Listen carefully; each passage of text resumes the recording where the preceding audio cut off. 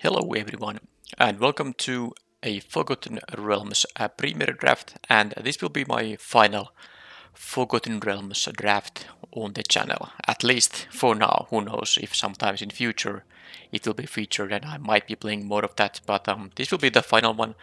This will publish on my channel on Tuesday on the week of release for the Innistrad the Midnight Hunt.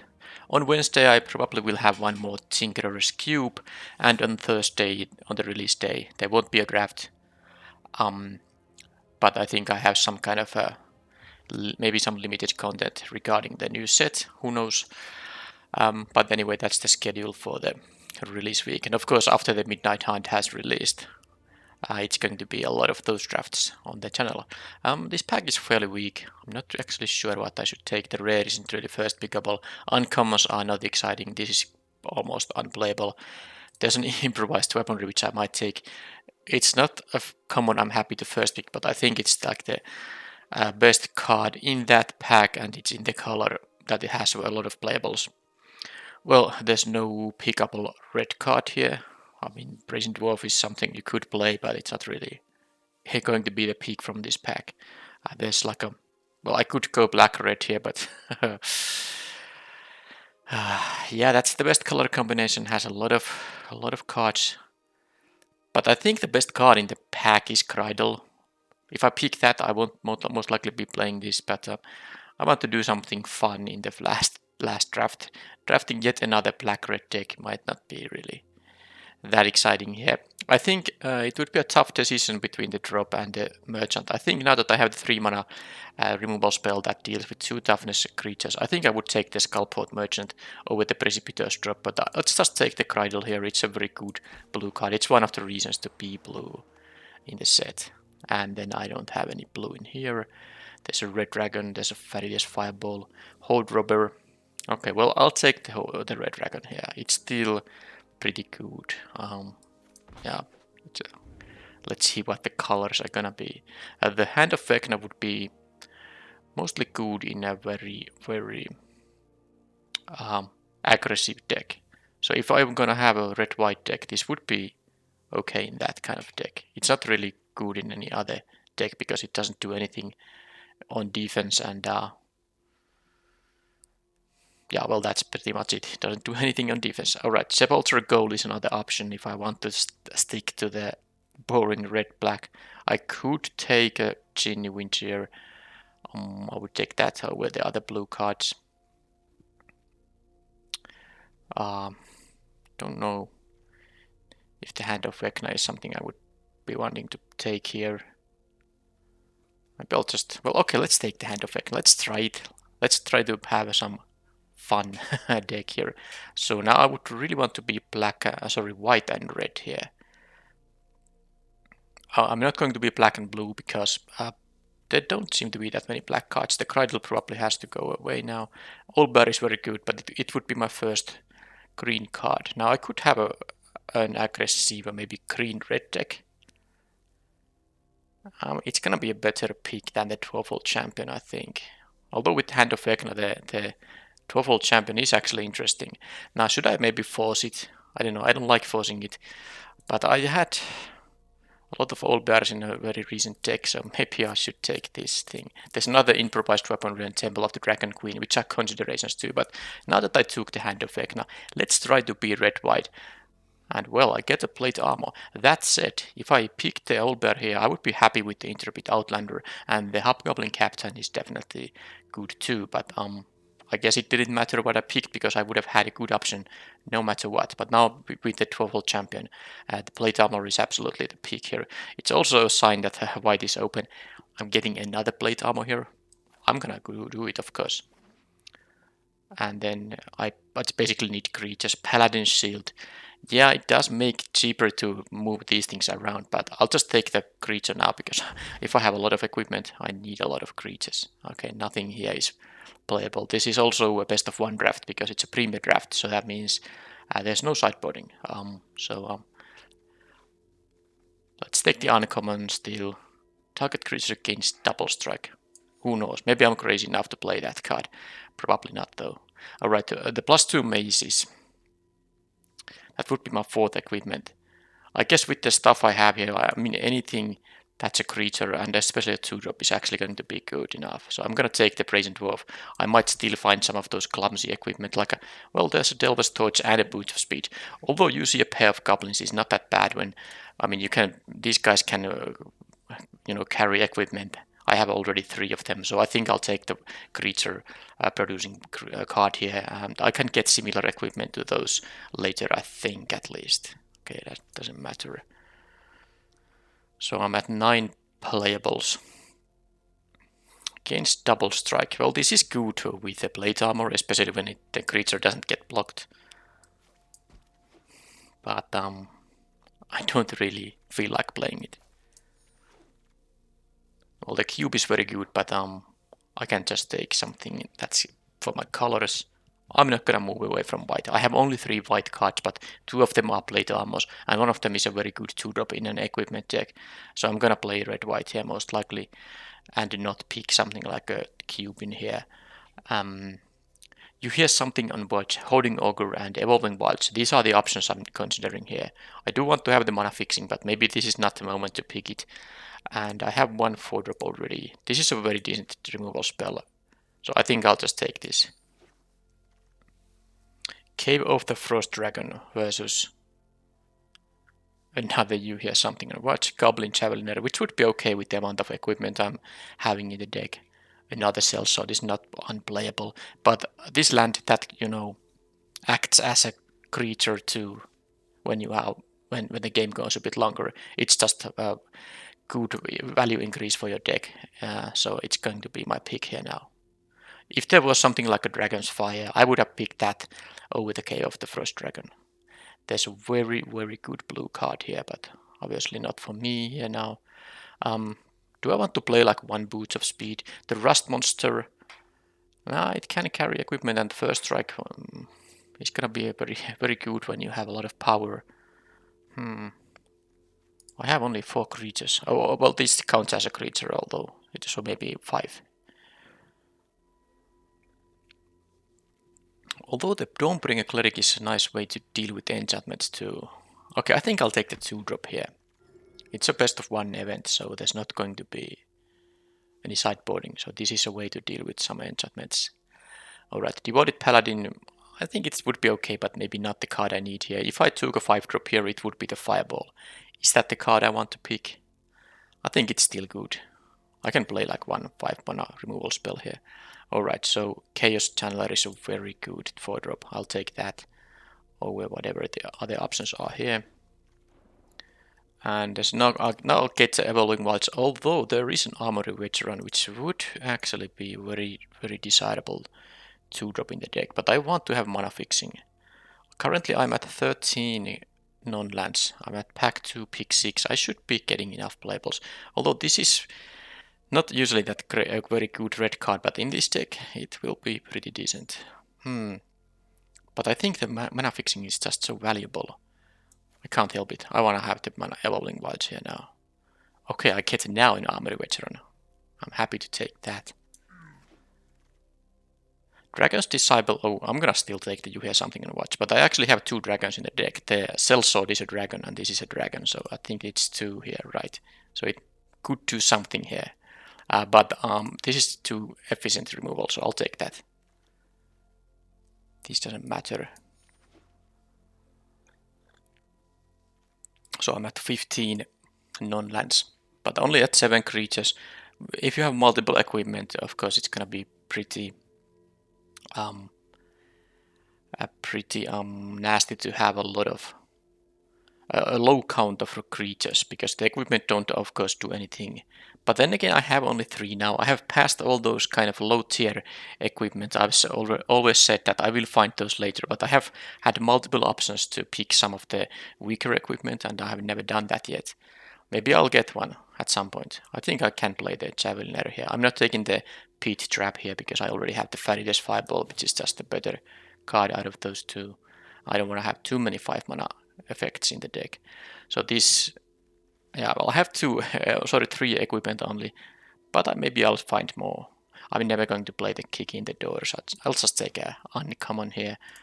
That's 16 non-lands. Devoted Paladin, yep, I can play it. Now that is all the expensive cards I am ever gonna want to have here, so all the others should be earlier drops here. Okay, I can take the Spear Dagger and play it, especially if I find more 12-volt champions. But let's see if I do.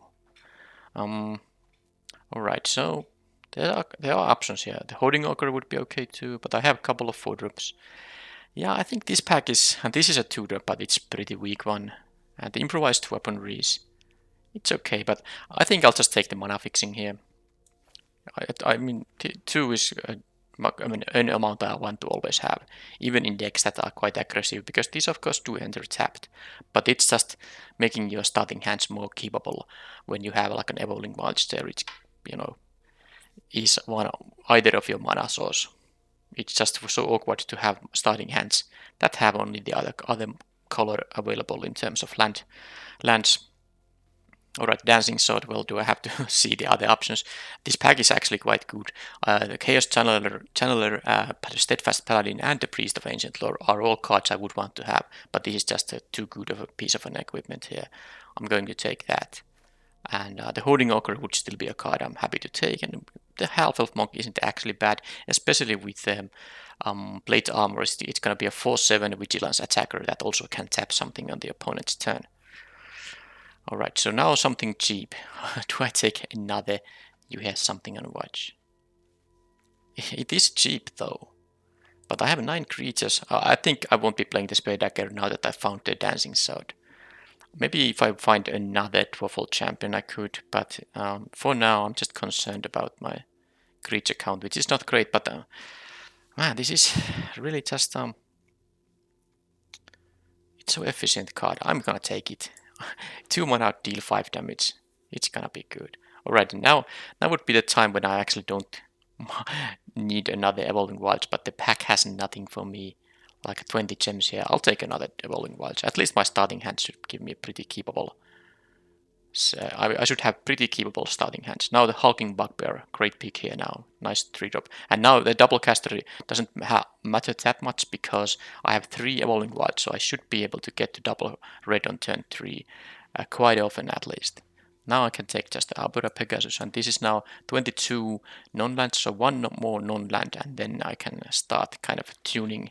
And I think one of the tunings will be, I might cut the Spear Dagger, but anyway, Hoarding Ogre here. I have maybe a bit too many 4-drops, but I didn't really have options there. 1, 2, 3, 4 4-drops. Okay, I can live with that. 4 is still acceptable. 1 5-drop creature, 1 6-drop creature, and the 5-drop spell. Now I need only cheap stuff. Although I'm at 23 now, I will play the Spear Dagger if I need to. This pack obviously doesn't have anything for me, so let's see if I can get a cheap card. I can get now an Improvised Weaponry, which I think I'll take. So if I cut the Spear Dagger, I will still have 4 pieces of equipment. I think it's good. So let's take these and cut the dagger here. There's the monk, but I'd rather have the other 4-drops I have here. So I'm just taking the uncommon here. There's no sideboarding, so the monk is not really a consideration at all. The Hand of Vecna might not be that great, but I at least want to try it in this last draft of this set I'm gonna have, at least for quite a long time. This is not my favorite draft set. The reasons being that first, blue is too weak, red and black are too good, especially if combined together. I don't like that the sacrifice and steal thing has common payoffs. Okay, let's see if I take another. I'm not taking another Pegasus. I might take another Fireball, but I don't know if I'm gonna play 2 of them. Probably not.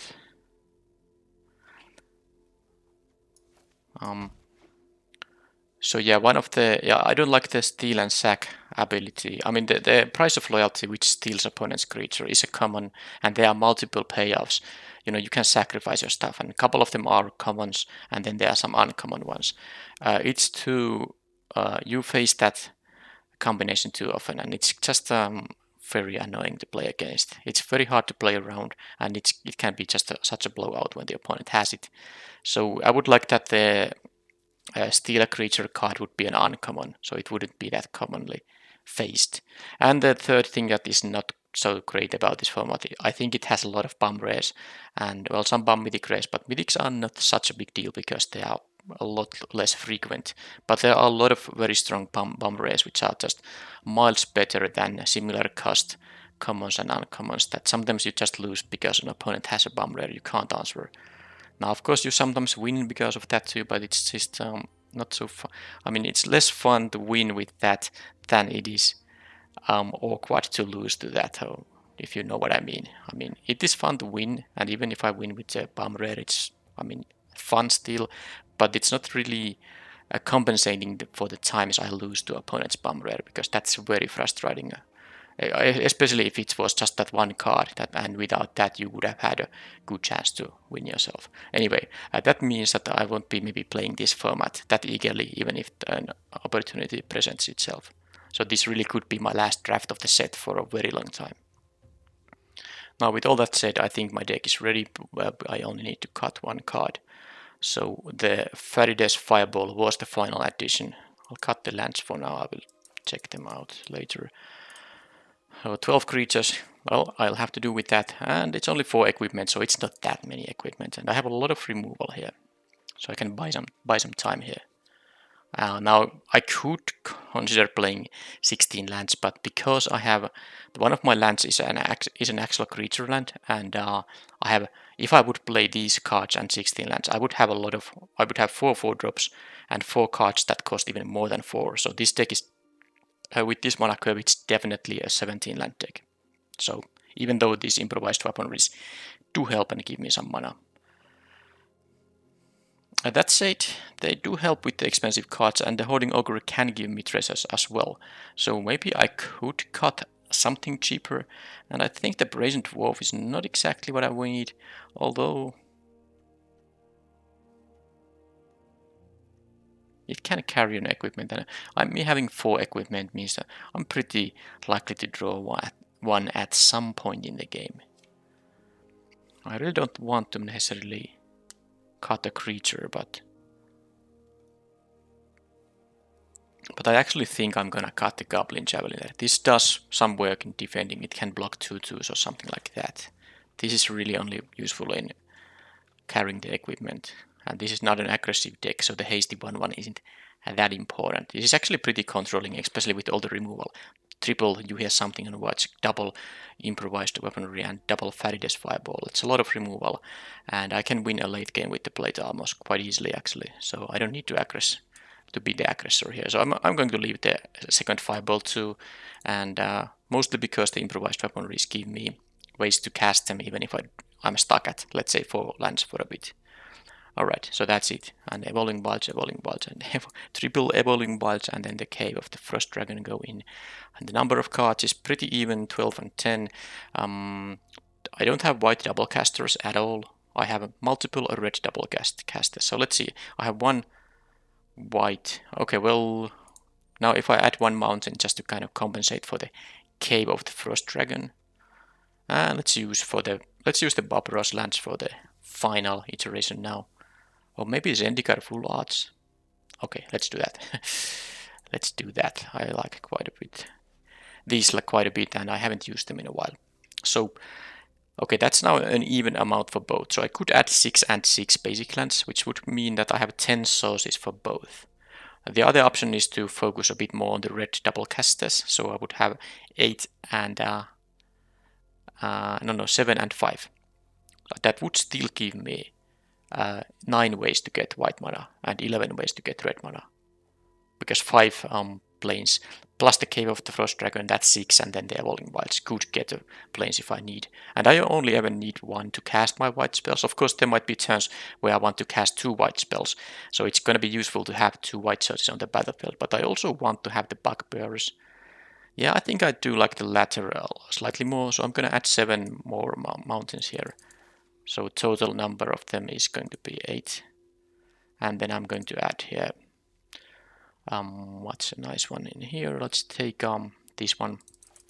5 of these, that's gonna still give me, like here, as you can see, 9 ways to get white mana. 8 plus 3 ways to get the red. Sorry, 9 ways to get white mana, and 11 ways to get red mana. I will be having some troubles curving out when I have these enters tapped lands, but I just think it's worth the payoff. The payoff of actually getting your colors. So that's it. And this is the deck. And let's see how many wins I get with my last draft of the set.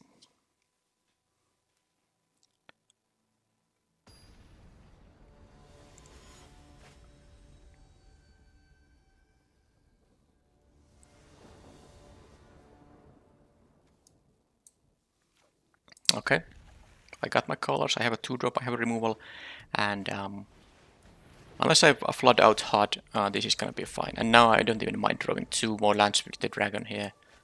They have a cleric class, I have one way to deal with it. Okay, this is... okay. It's an unfair start from the opponent. They have a Prosperous Innkeeper into cleric class, so I need to find a kill spell for this thing. I could have actually...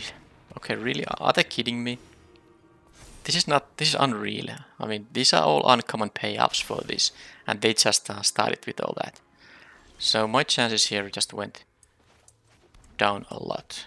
Now I can use the you have something and watch to maybe kill this, but I mean, they're gonna go to level 2 here quite soon, and they will get every creature they have is gonna be such a blowout for me here. Okay, holding ogre. Yeah, sure.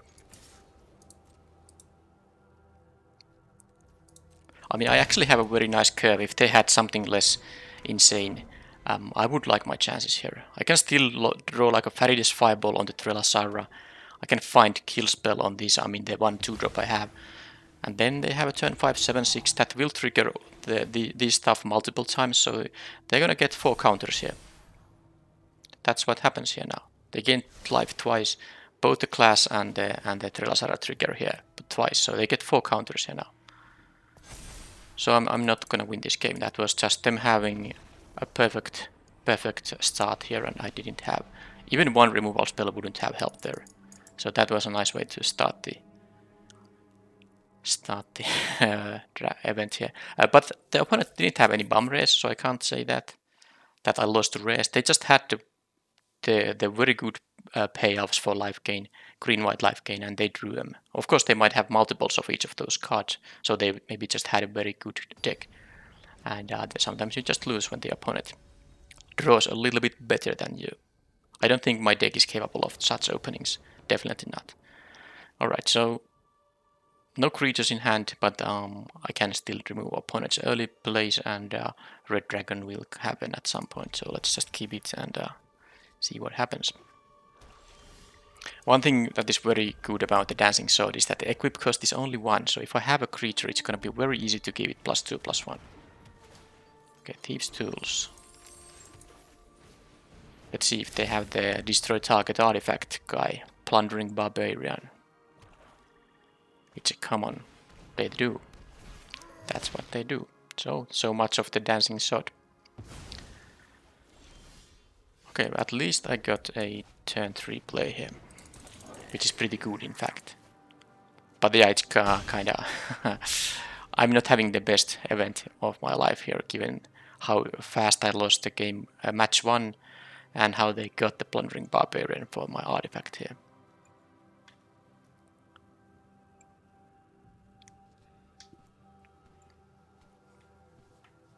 But it's still fine. I mean, I'm not losing here currently. They do have 5 cards. I have 5 cards, 2 of my cards are lands, but the other 3 spells, they are pretty good. And yeah, that's a problem, but at least it's a card I can you know, kill. So it has Death Touch always. It has First Strike when it attacks. I don't think it's going to block here, but if it is, that's fine. They have an unblockable Venturer, so it would be very weird if they chose to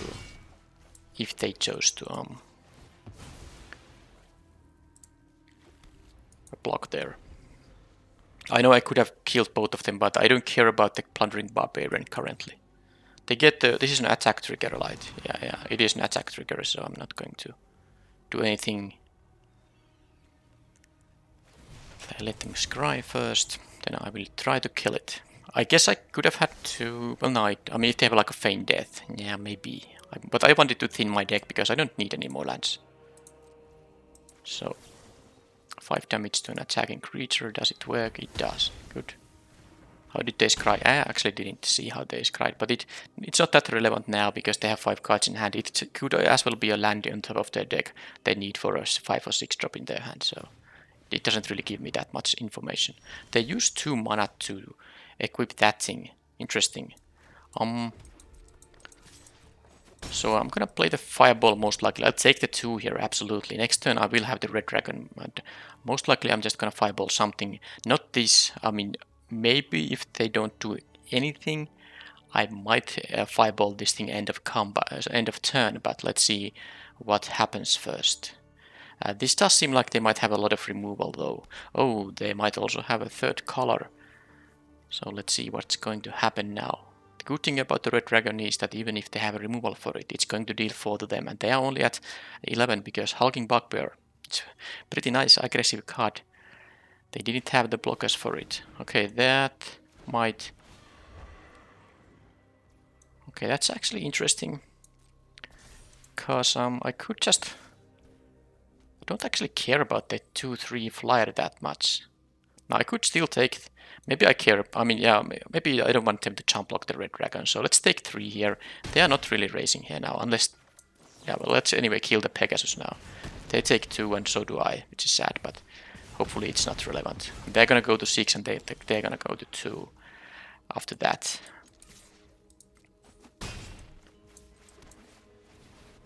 So I'm in a very good shape. And even if they have something like a price of loyalty, I'm not gonna lose. I'm at 11. They have 2 power here only. So they need to deal with both of these guys. They can deal with this by just blocking, although currently it's gonna be a jump block.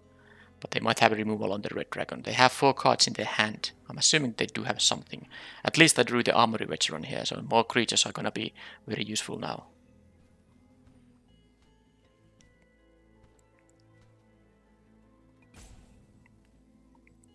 But if I chose to kill this barbarian on the last turn and leave the Pegasus alive, I would be at 14 life now. They have another Pegasus, which is not going to help them at all. They actually need 2 blockers here, unless they have something for 1 mana. So now they are in the double jump block range here, so there's nothing that I can... Nope. But I mean, they have to jump both. My guys will survive, so this is just going to be the end for them. Because I can actually apply 2 more creatures here. And I might as well gain life here. I could exile a card from the graveyard, but I don't really care about them getting something back if they have a card to do that.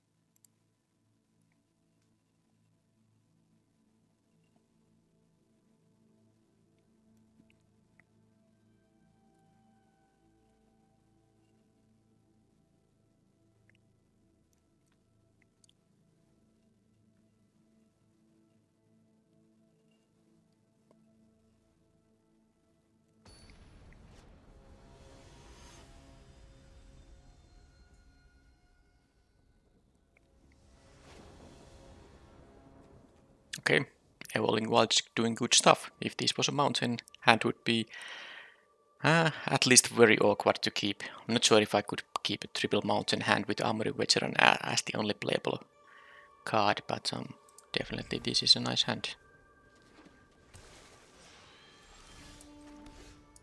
Just get the planes right away. They have a Lair of the Hydra though, which is not going to be relevant until very late game, so let's see if it's gonna get there. At least I have the red dragon to try to finish quickly.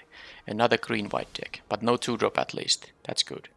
I should just play my 3 power creature, because if I get to attack, I'd rather deal 3 than 2. It could be relevant. I also have a chance to kill their... Oh, so they... Okay, that's... So what happened here, they didn't play this on the last turn. They now missed the land drop, so they just drew this. And they are missing a land drop here, and I have an improvised weaponry here to deal with this guy, which also gives me a 4th mana source. Even if I miss a land drop, I can just play the Chaos Channeler next turn, and then it can get me closer to other lands. Now this would be of course great with the plate armor, but just going to offer the trade here and play the channeler. I don't know, because plate armor takes a lot of time to do. Okay, they chose to do that. They might have the unicorn there, so they could have a untapped land and the celestial unicorn. Although I can now block the steadfast paladin. They also have a third color there. But I wonder why they didn't block, because did they expect me to not have something capable of blocking? They might have a removal on the channeler. And I do need the land here. Nadar is pretty good though, but it's not going to be... Okay, now I'm going to be able to attack with this, so I can exile at least one card, and maybe, I mean, that's one step deeper I can go here, trying to, you know, find a land here. And with the Nadar, I think they might block with the Nadar though. So I don't know if I should leave the Truffle Champion here.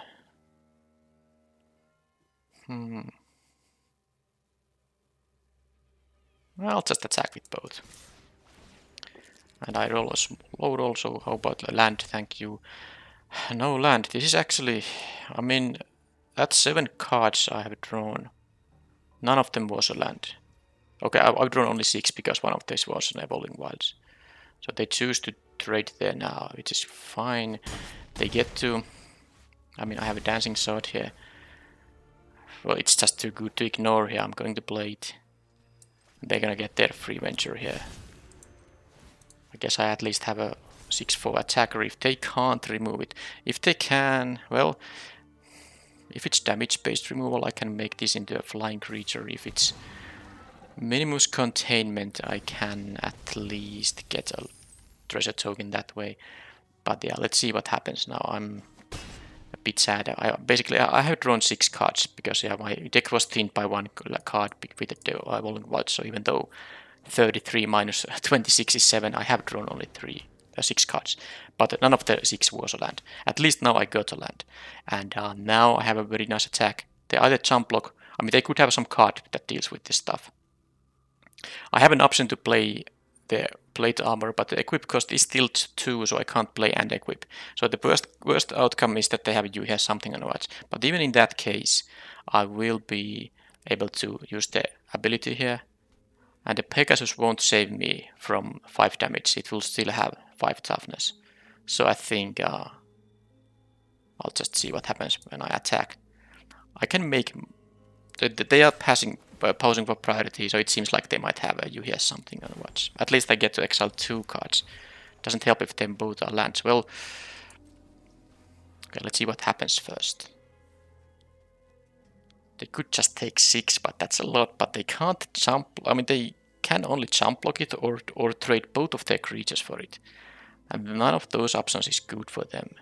Now I can only benefit 1 card here, but at least I drew the land here, so I can play here. So they choose to jump block, right? No. Double block won't be that good for them either, but I mean, I'm not sure if the jump block is going to... Do they have a bull strength? That could be it, but they would have to sacrifice the treasure for that. But I mean, if they can kill the channeler, they should. Okay, that is a bull strength. And this is something I can now... Yeah, because I can save this by playing You Hear Something on Watch. That would mean that I won't be playing either of these cards, but I mean I will be saving my Chaos Channeler here. And then I can still play the Armory Veteran, so I think I'm going to do that. I have a Plains, right? Yes. No, and I'm sorry. This costs red. Yeah, I will be able to play that. Just making sure. Because this is worth it. So what if I don't get... I mean, these are not... it's kind of like lost value, but it's also... I mean, I just got them exiled for free. Also, I'm happy to get closer to lands because the Red Dragon might be a very relevant thing here. Now they can go to Fungi, Cavern or Dark Pool. They make the Channeler into a 2/4, which is what I kind of expected there. I'll take 3 here. I can play the Pegasus. Attack with the Channeler still, maybe get a... Okay, that's... Okay, plate armor is not playable currently. It's just going to have to be the Pegasus, right? And I won't be playing any spell here, but I can just... I want to just hit a land here, so let's just do it. Okay, two cards will get exiled. At least one land, please. Okay, good. That's all I needed here. That is all I needed, because now I also have the option to play and equip the plate armor here. This will be a 6-4. I don't think I want to move this away though. Nope. Although I can make this into a 4-3 menace. I can block the Nadar. The menace here is actually... okay. Fine. I think I'm gonna re-equip here, because I can now also block and get a 2-1 flyer. Although if I make this into a flyer, it's no longer an equipment, and the equip cost here will be back to 3. So I might not want to do that. So they're gonna draw a card, and this will boost their team as well. So I want to definitely block with both. I mean, if they have something like another Bold Strength, but if they have, let's say, Dragon's Fire, I'm just losing the Pegasus for no reason. So I want to keep my own flyer here, and I'm gonna just try to trade the Armory Veteran here.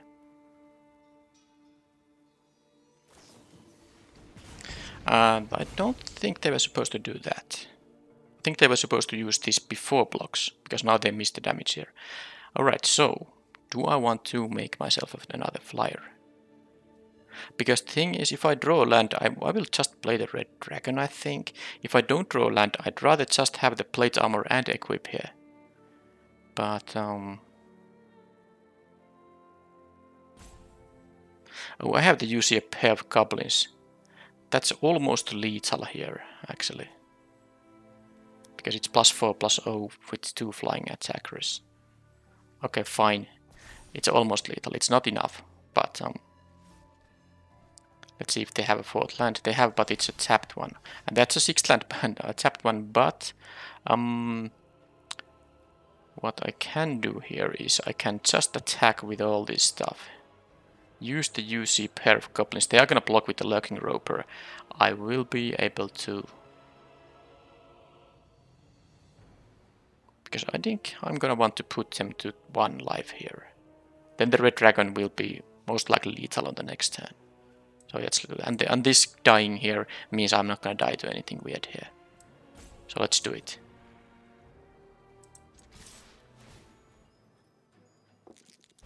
Another good roll. I get to exile 2. So with the Farius Fireball, do things change here? I don't think they change.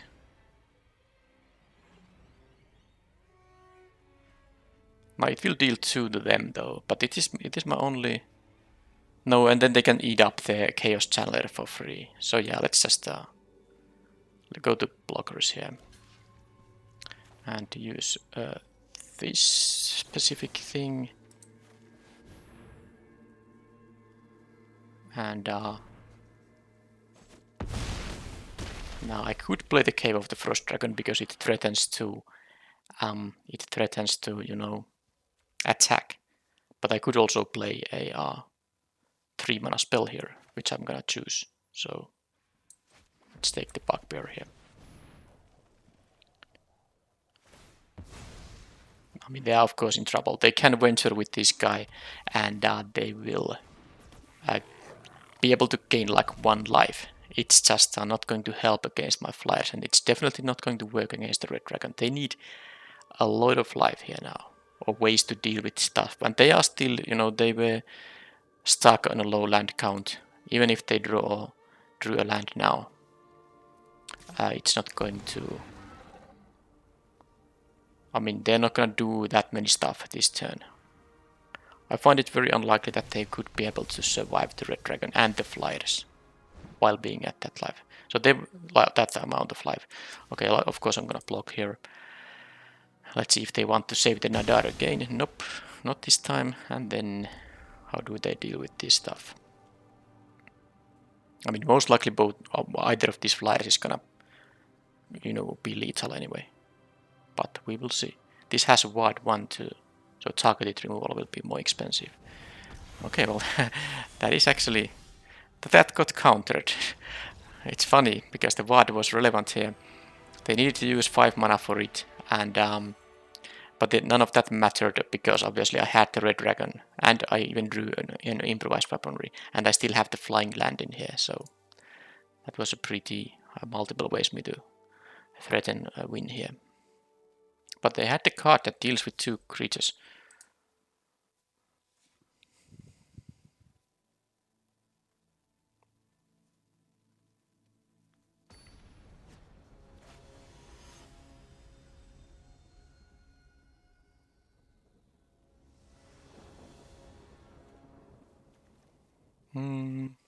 Yeah, okay.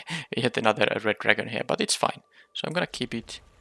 I'm going to get me a mountain here. The cave will be untapped next turn still. I can, what, kill their 2-drop maybe, and then...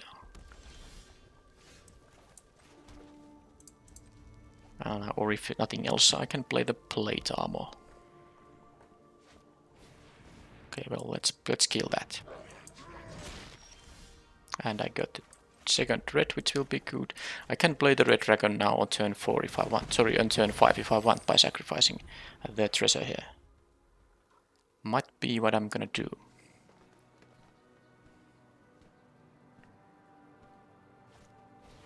Another hobgoblin. Well, I think I'm just killing that guy with you here. Now, especially when I drew the 2-mana spell that allows me to double spell this turn. Pack tactics.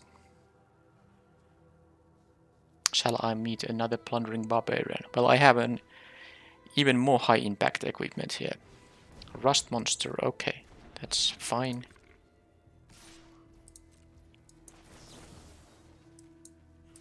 And then I will play the red dragon. Now it can be killed with Farida's fireball, for instance. I can do this and equip. No, let's just do this right away. Let's make them have it.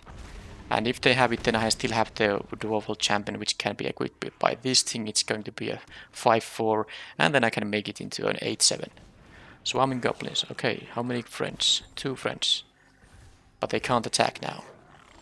And how do I do this? I can do this in multiple ways. Next turn I'm gonna attack with a Flying Dwarful Champion, so I think... Now I could play the plate armor, but I'd rather attack for 6, play the Dwarful Champion, and then equip the Dwarful Champion. I think that's what I want to do, because this extra 2 damage I'm going to be able to deal is going to be a huge deal here, most likely.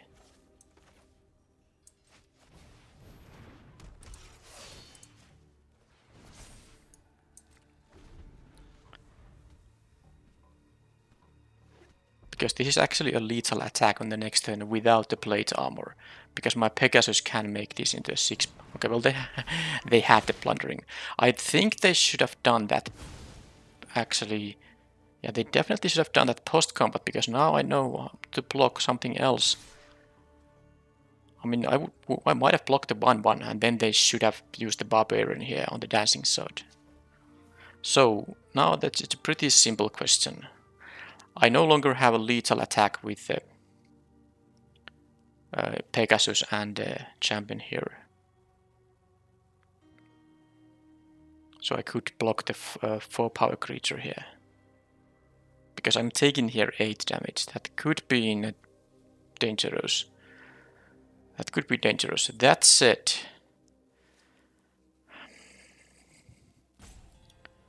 If I do the Pegasus thing, they will be going to 2, and then the Pegasus can block whatever, if I even jump block if I need to. So this is 6, 8. I would be going to 12 here, and then I would have a Pegasus against all this stuff and whatever they might play. So it would be risky to do that. But that would allow me to have a very easy lethal on the following turn. But I think I played safe. Hopefully they don't have a bull strength here. Okay, they don't, so this is fine. I have the Cave of the Frost Dragon here, by the way, too. Although if I draw 6 land, I can just, play and equip the plate armor here. Okay, so that's a thing I can do on the following turn. Now I'll just play my another blocker here. make them go to 5, and then next turn I will have a lethal attack. Me being at 16 is definitely going to be, you know, enough. Now both of these are actually lethal, because even if they kill the red dragon now, I can equip the playtime. Although no, this is not lethal. Yeah, okay, they just have a swarming goblins though, and that's the last card they have, which means I am going to win the game. There's nothing. They, of course, red-green just can't deal with flyers. They have no reach, guys, so what's this? I mean, it's just going to be a win for me. I just want to double check. I don't do anything foolish here. No. Yep, red-green can have trouble against flyers.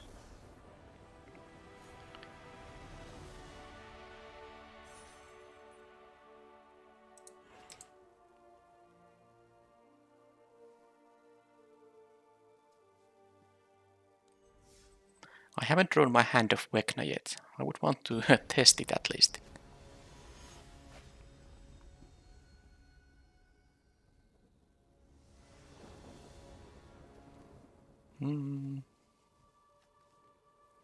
Okay, I'm on the draw.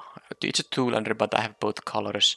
I have a 2-drop I can play with any 1 land. I can play the weaponry and use a pair of goblins, and this will give me a treasure token for me to be able to cast the ogre. So I'll keep it, and I will just accept that if I never draw the 3rd land, then so be it.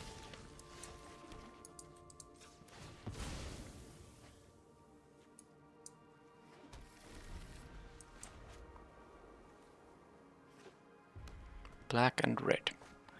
Well, I do have a blocker on this thing, and I can also use the improvised weaponry on that thing, although let's first just Brazen Dwarf. I will trade with the Hobgoblin Captain.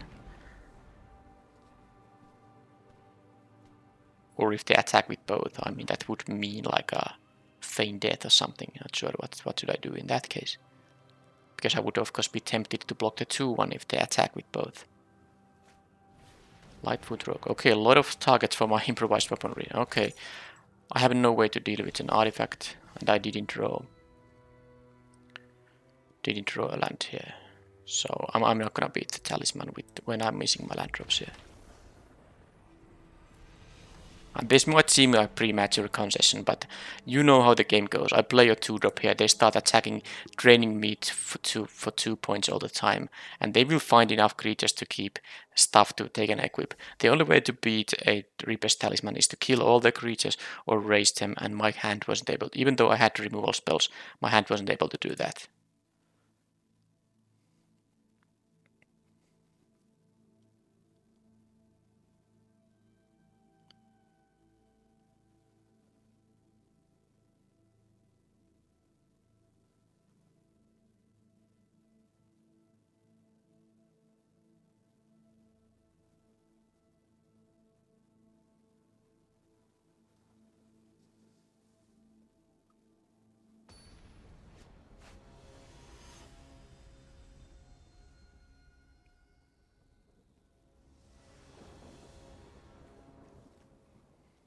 Well, it's not enough apparently to have 17 lands and 3 of them evolving wilds. You can still have these kind of starting hands. Yeah, this is not a keep. That's definitely not. This is a keep. Do this.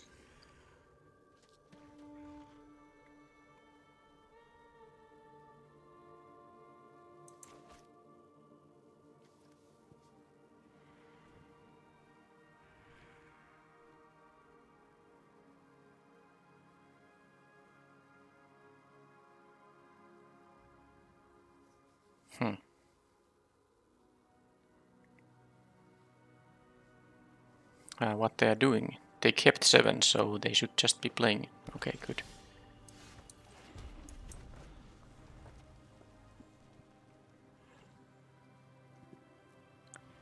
So is it gonna be yet another black-red? No, it's black-green with a very good card, but at least I have a, well, even 2 removal for it. So they can make treasure tokens, and then, yep. If they attack, I'll just use the you hear something and watch. Although maybe not now. Not now when they see. Yeah, I'm gonna just use the improvised weaponry on that thing. They have 3 colors too. Because I might want to use the you hear something and watch on this thing, or I can use Farides Fireball, whichever I choose.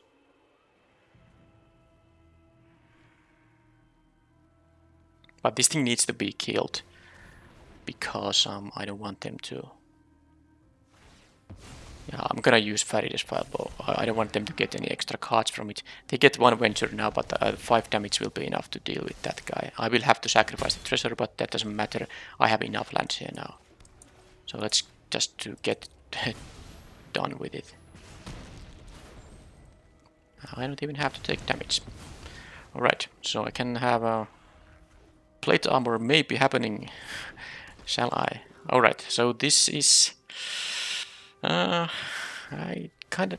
Yeah, the problem is that... Well, with the cell sword I can just try to block here. But I would not want to let them venture all the time, but I guess it's just... Okay, something that happens. So, I mean... yeah, the Delver's Thought is kind of annoying in these situations when they get the free attacks here. I mean, I have no blocks. I had a block, but they had a kill spell for it. And, okay. So, of course, I'm doing this, and then I'm going to use the... I'm going to use the you hear something on watch. Maybe, although they do get the venture. Yeah, they're gonna go to storeroom, perhaps. Alright. Okay then. I mean, all this is just... I mean, the Elvis Thought is gonna win them the game, because all these ventures are gonna be tough. Because they get so much value. They get an extra card next turn, and it's not gonna end the venturing here at all. And what I have here is lands. Okay, so this might be a very quick event now. Well, I did win 3 times, but this is my... If I lose this, it's gonna be my final loss. Yeah, and that's exactly the stuff they need. What I need is creatures, because I can make them +3/+3. And then I can block with these small things, even if they have the Delver's Torch. But now they get an extra card, so... they have 4 cards to my none, so it's really bad for me. Let's see if they have another piece of removal, because... it's pretty important that I get to... Now I have the one way to deal with an enchantment here, so I could free up my Pegasus here, of course. Well, they have a cube here, so I mean, why not? It has Ward 1, but they have the mana for it, so... I don't know what the green is for, but it seems to be a white-black deck. Maybe they have like a ranger class or something in the deck. But yeah, they get to have multiple Fan Delvers here now. The pair of goblins, I can try it. Do it, of course, main phase to get the equipment going on. They're gonna... Oh, they have a double cube and the Grim Bounty and all that stuff. Right, well, that was the event, and that was pretty good start from the opponent. Well, I have Sediment lands. It's like a bit of a flooding, but it's not a crazy flood. If I check out the number of cards, I have like a 7 and 8. Well, how many spells that is? 1, 2, 3, 4, 5, 6, 7. Yeah, 7 spells, I guess. So yeah, it wasn't that harsh of a flood, but I mean, given their stuff here, they were able to remove all my cards. They were able to have the Delver's Torch for the increased value. They went through the Fan Delver once again already.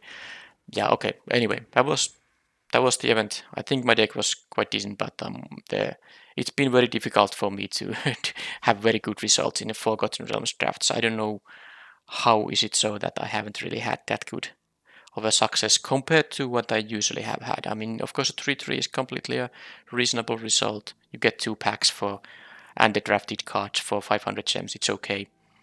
But in the earlier sets, I have had a lot of better success than in Forgotten Realms. But it's gonna be over now, and let's see how the Midnight Hunt is gonna go. Let's just check the deck. I mean, in the end, I had a decent curve. I had a lot of removal. I just didn't, I guess, draw them here now when I needed that. Double plate armor. I got to equip plate armor, but I was never able to, participate in combat, because when I equipped, those creatures got killed. So it doesn't really, even though it's a strong card, it didn't really have any kind of an effect on my games here now. Well, anyway, let's claim the prize here. This was the final Forgotten Realms drafts on this channel, and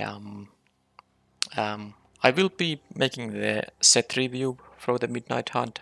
I'm gonna have them releasing before its release, and I think I'll have one more traditional Tinkerer's Cube, which maybe will be publishing on Wednesday, like I said in the beginning.